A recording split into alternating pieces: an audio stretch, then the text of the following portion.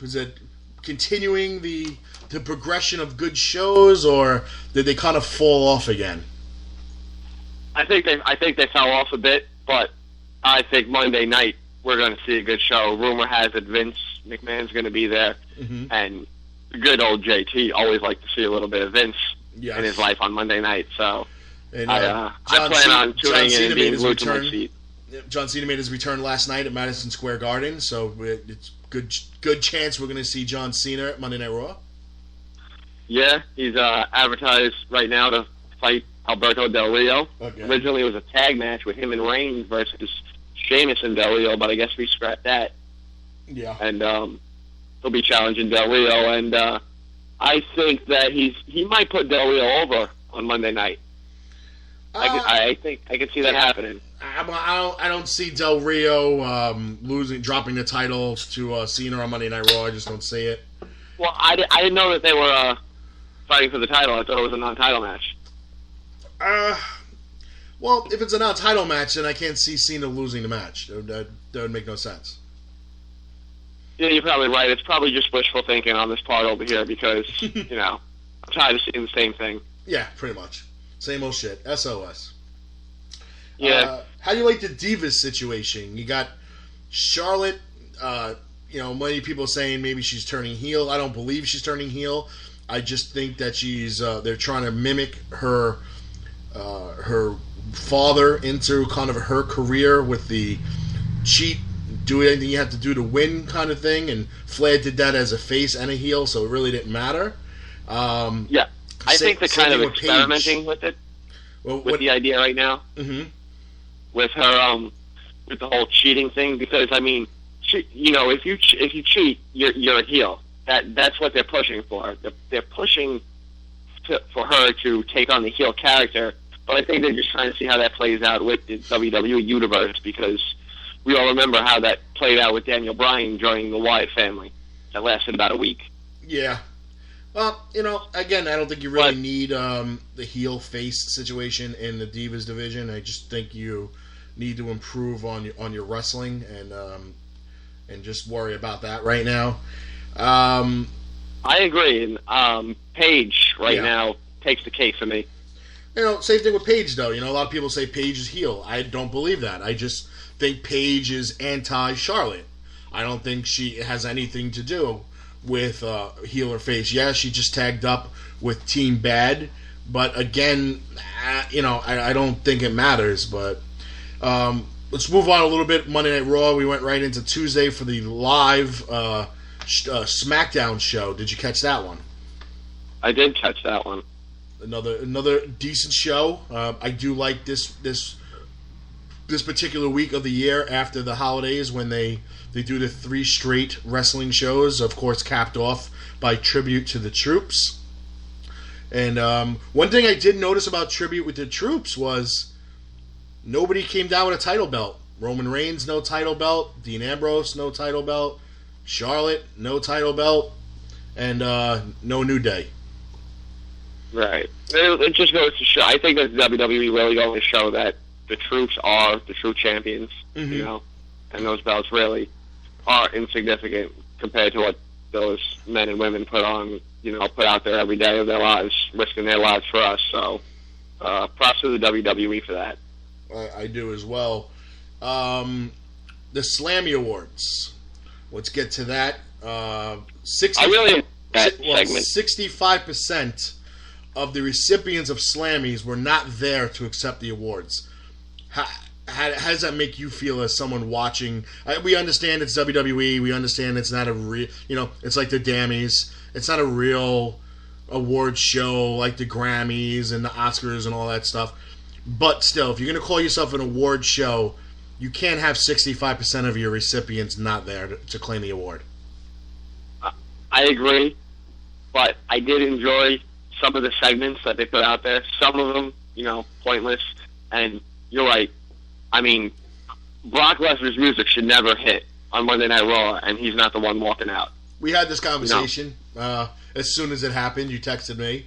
I thought it was great because that's part of Paul Heyman's heel persona, where everybody's going to get really, really excited thinking Brock Lesnar's coming out, but then it's Paul Heyman, and the fans stop booing him, and he just sits there with that smirk on his face, which we all love.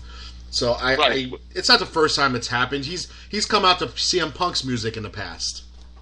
Right. I mean, I enjoyed it in the aspect of, I was on the edge of my seat expecting Lesnar to come out, and then Heyman came out, so it gave me the up and down motion, so that that's what the WWE wants to do with their fans, and they did well in that aspect. But I mean, Heyman even did that right after CM Punk left the WWE. 2 weeks after. Yeah, he did that to mock CM Punk. Yep. Understandably so, which I'm sure in that particular moment that wasn't his decision. That was WWE's mocking of CM Punk, taking his ball and going home. But this situation, as the advocate of Brock Lesnar, of course, I feel like they're going to play his music. And, Brock Lesnar comes out and kind of mocks the fans a little, tells the fans that Brock Lesnar is not going to be him to claim the award. If Brock Lesnar shows up, he wants to fight. Right. So I understand that in a certain aspect. How did you like Nikki Bella's acceptance speech, not her outfit? How did you like Nikki Bella's acceptance speech, basically putting herself on the back burner and putting every woman in the industry, whether they're someone who carries the equipment, someone who helps in the camera room, someone who's writing creative, or in the ring at NXT or WWE? Well, I loved it because without those people, none of what she does is really possible, Mm-hmm. Everybody helps. Everybody has to give another person a hand, and it comes back to them eventually. But props to her, and it shows why she won the award. And it was, to me, it was an easy decision. And she had the best year. She held the title for most of it. You can't give it to Charlotte because Charlotte spent more than half the year at NXT. She only had the title belt for a little while. You can't give it to her. Paige would probably be the closest second. I understand they were mocking Steve Harvey with R-Truth announcing the wrong winner, which was cool. It was good timing. Old mate. Yeah, but it's an obvious. To me, it was an obvious. It was an obvious one. So, bottom line is, we had a lot of people that were pissed off on Facebook and the internet wrestling community about how the NXT females were not given any respect in the Slammies. Guys, this is a WWE Slammy Award, not NXT. Yes, they recognize some of the work they did if they won an award, but the award was earned at WWE. So if they did spend some time in NXT like Kevin Owens, then they showed some of his NXT work. But Kevin Owens came out of NXT, beat Cena's first match, won an Intercontinental title match, so he made his impact felt immediately in WWE. Charlotte didn't. I really don't even feel like you can have one of the female wrestlers in NXT, even in the conversation, because NXT is a stepping stone and building block into the WWE, which these women who are eligible for the award, are in the WWE. Right. So, I just don't agree with that. People said the match of the year should have been Bayley versus Sasha Banks for the NXT title. They're great talents, yeah. But like I said, they're working towards the accomplishment of getting their contract one day in the WWE and being the face of the people need to keep in mind, this is developmental, folks. Okay? Yes, NXT is its own entity, and it's got its own fan base, and it's got its own shows, but bottom line is it's developmental. This is basically AAA baseball. You're not going to give AAA baseball players the Cy Young and the MVP. Okay? Right. They have their own award, so the NXT needs to recognize their own. Now, yes, was Bayley and Sasha Banks at Brooklyn's TakeOver probably the best match of the year, period, in wrestling? Yeah, I can't disagree with that. Is it a Slammy Award in WWE? No, because it didn't happen under the WWE banner. It happened under NXT. Do I agree with all the matches of the awards? No, of course not. But that's my opinion, and do I think the vote matters? No, I don't think the vote matters. There's no way that they get 50,000 votes during a commercial break and they're able to put it together and come up with a winner. To me, it's impossible. Right. So, Do they know who, it's preempted, they know who wins? Of course they do. And that's why it pissed me off even more, is that these are all preempted winners. Everybody knows who's going to win in advance. That's even more reason why you should have them there to accept the award. So I agree. At least we got to see Seth Rollins there, injured and all. Yes, that was cool. I liked his speech. I liked the fact that he said, he'll be back, and he never lost the title, and et cetera, et cetera. So I like that. I like the Kevin Owens kind of coming out and complaining how he didn't win, and Neville basically walking away saying whatever and just walking away from him. Like I understand. Like I like those. Like you said, there was some good points and some bad points, but just the LOL moment. With R-Truth, that was pretty freaking funny. Yeah, how about Kalisto winning that award with the Slade del Sol? To me, that's not a moment of the year. I'm sorry. I don't agree either. I don't. There was so many, and I hate to say John Cena, but John Cena had so many unreal matches during the year. Probably the best year of his career. And you're going to try to tell me something that just happened a couple of weeks ago at a TLC pay-per-view? We've seen it how many times? We've seen it last year in a TLC match where Sheamus went through a ladder. Yeah. You know what? Then have a different have an extreme Slammy award. High-flying Slammy award. That wasn't a moment of the year. I mean, if you want to say that was an extreme moment of the year, then fine. But it's not a moment of the year. I mean, it's not. That's not something that I'm going to remember. I'm going to look back and say, what was the moments of the year that really stick out for you in WWE in 2015?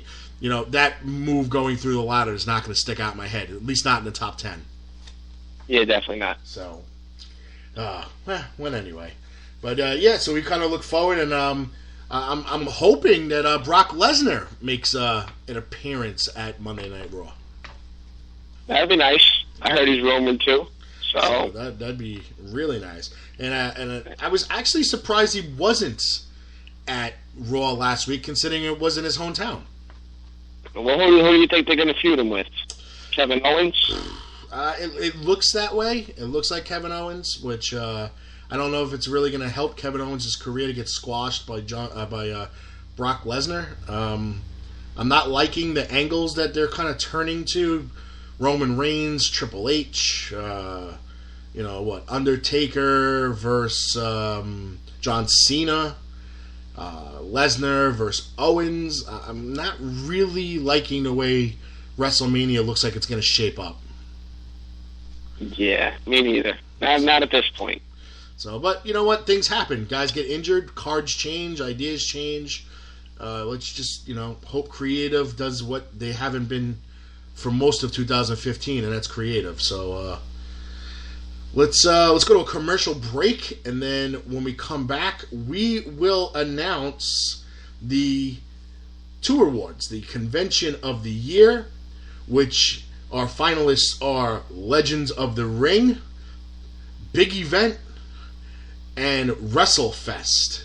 So we'll see that, and then the Convention Guest of the Year. Our finalists, of course, are Cowboy Bob Orton, Justin Credible, Casey Carlisle, April Hunter, and EC3. So that's our finalists. We'll be back in a couple of moments. The following announcement has been paid for by the New World Order. You're listening to Damage 365 Radio, and this is ECW Original, the Angry Amish Warrior Roadkill. Chickens.